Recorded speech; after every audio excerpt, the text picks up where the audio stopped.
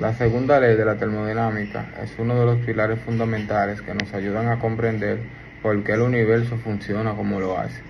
No es solo un conjunto de reglas para máquinas de vapor, es una narrativa sobre el destino de la energía y el flujo del tiempo. En términos sencillos, la segunda ley de la termodinámica establece que la entropía de un sistema aislado siempre tiende a aumentar con el tiempo. A menudo, la entropía se describe como el desorden, pero es más preciso pensar en ella como una medida de la probabilidad o la dispersión de la energía. Principio fundamental. En cualquier proceso físico o químico, la energía tiende a dispersarse, no se destruye. Eso sería la primera ley de la termodinámica. Pero la segunda nos dice que cuando el calor fluye de un objeto caliente a uno frío, la energía se vuelve menos útil para utilizar.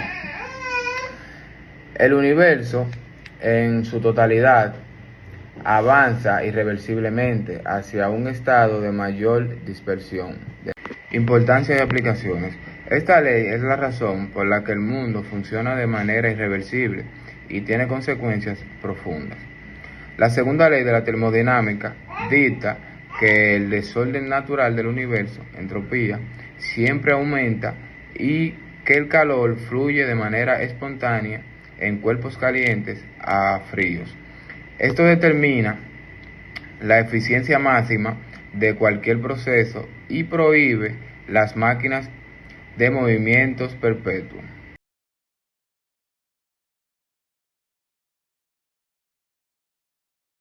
Saluditos, buenas tardes, buenos días o buenas noches, dependiendo del horario que nos estén viendo.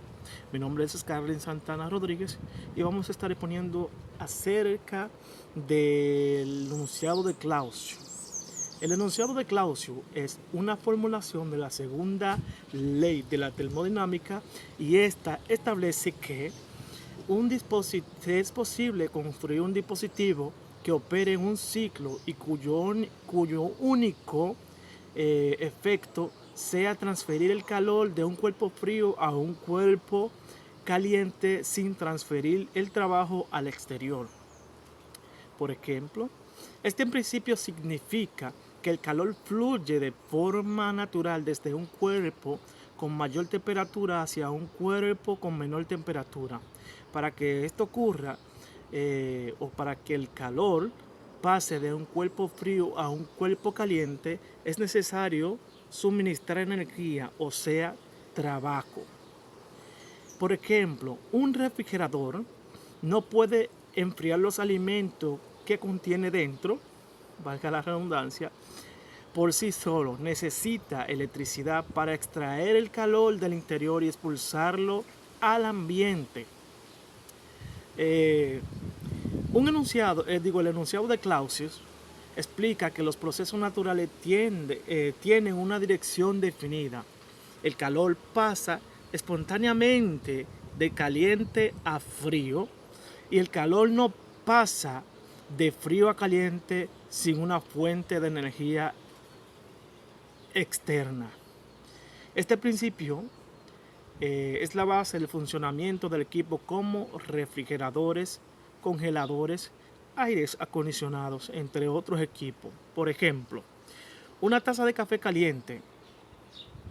Una taza de café caliente se enfría porque el calor que contiene la taza o el café pasa al aire, o sea, el caliente que contiene el café pasa al aire y es porque el aire está más frío.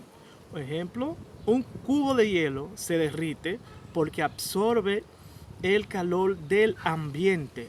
Un refrigerador utiliza un compresor accionado por electricidad para extraer el calor del interior y expulsarlo al exterior. También tenemos, por ejemplo, un aire acondicionado elimina el calor de una habitación y lo libera al ambiente exterior consumiendo energía eléctrica. En resumen, sobre Clausius, o el enunciado de Clausius, demuestra que el calor no puede pasar espontáneamente de un cuerpo frío a uno caliente. Cuando esto ocurre, siempre es porque se ha realizado un trabajo externo como el que proporciona un motor eléctrico en un sistema de refrigeración. ¿Es cuanto? Muchas gracias.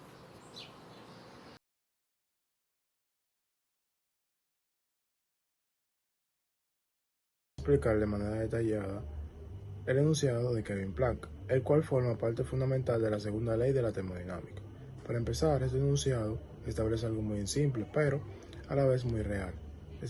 Es físicamente imposible construir una máquina térmica que opere un ciclo y que convierta todo el calor absorbido en trabajo neto. ¿Qué significa esto en el día a día? Bueno, significa que la eficiencia del 100% no existe en nuestro universo. Siempre de manera obligatoria va a haber una parte de energía que se va a desperdiciar y se va a disipar en forma de calor hacia el ambiente. Para entender cómo funciona esto teóricamente, una máquina térmica necesita trabajar entre dos temperaturas distintas. Primero, el foco caliente, que está a una temperatura alta donde la máquina absorbe el calor. Y segundo, el foco frío, que está a una temperatura más baja, hacia donde la máquina rechaza o bota el calor que no pudo aprovechar. Llevemos esto a la práctica como un ejemplo que todos conocemos, el motor de un carro. Cuando la gasolina se quema dentro de los cilindros, ese es nuestro foco caliente. Esa explosión genera calor y presenta una presión para moverse con los pistones, lo cual se convierte en el trabajo útil que hace que mueva las ruedas. Pero el motor no puede convertir toda esa explosión en movimiento. Necesita obligatoriamente un radiador con refrigerante y un mofle o un tubo de escape para evitar el calor sobrante a la atmósfera, que actúa como el foco frío.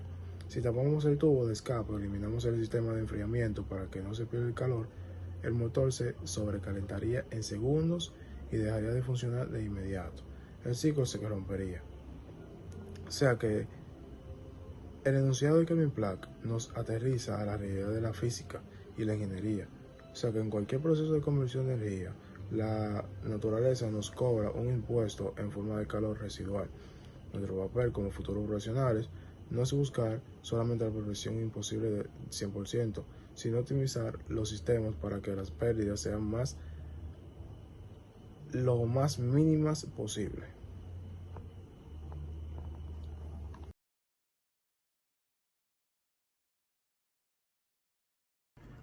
Muy buenas tardes, mi nombre es Henry Harley Jiménez y le voy a estar hablando sobre la entropía y su relación con la segunda ley de la termodinámica.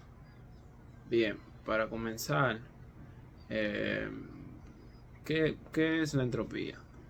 La entropía, que representamos con la letra S, es una propiedad que mide el grado de desorden de un sistema.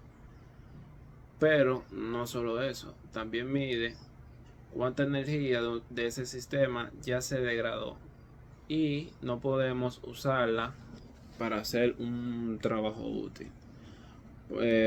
Por ejemplo, un vaso con agua y un vaso con agua y tinta, cuando la echa la tinta al inicio está ordenada, pero en segundo pasa al desorden.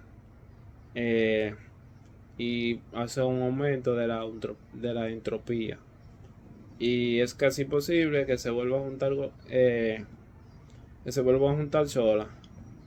Bien, la fórmula básica de la entropía para este proceso depende del calor que entra de un individuo y sale.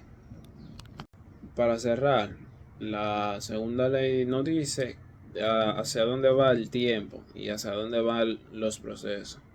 Y la entropía es la que mide qué tan lejos hemos llegado en camino hacia el desorden.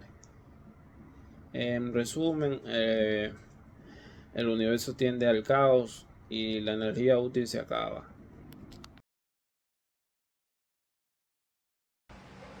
Hola, mi nombre es Mario Martínez y yo les estaré hablando un poco sobre la segunda ley de la termodinámica. Esta establece que el calor siempre fluye de manera natural desde un cuerpo con mayor temperatura a otro con menor temperatura, y que en todo proceso natural aumenta la entropía, es decir, el grado de desorden de un sistema. Como primer ejemplo tenemos una taza de café caliente. Cuando servimos una taza de café caliente y la dejamos sobre la mesa, el café pierde calor. Ese calor pasa al aire que lo rodea. Poco a poco el café se enfría hasta que alcanza la temperatura ambiente. Nunca ocurre lo contrario de forma espontánea. El aire no calienta por sí solo el café. Por ejemplo, cuando colocamos hielo en el agua que está más caliente transfiere calor al hielo. El hielo absorbe esa energía y comienza a derretirse. Finalmente, todo alcanza una misma temperatura. El hielo nunca se vuelve más frío por sí solo, mientras el agua se hace más caliente. Muchas personas creen que un refrigerador produce frío, pero en realidad lo que pasa es que se extrae el calor del interior, ese calor se expulsa hacia el exterior mediante un condensador. Para hacerlo se necesita electricidad. Este ejemplo demuestra que mover calor de un lugar frío a uno caliente requiere trabajo externo, tal como establece la segunda ley. En conclusión, podemos decir que la segunda ley de la termodinámica es una de las leyes fundamentales de la física, porque explica cómo se transfiere el calor y por qué ningún proceso es completamente eficiente. Sus principios están presentes en muchas actividades de nuestra vida diaria y son esenciales para el diseño y funcionamiento de equipos industriales y tecnológicos. Muchas gracias por su atención. Espero que esta explicación le haya permitido comprender un poquito mejor la importancia de esta ley en la ciencia y en nuestra vida cotidiana.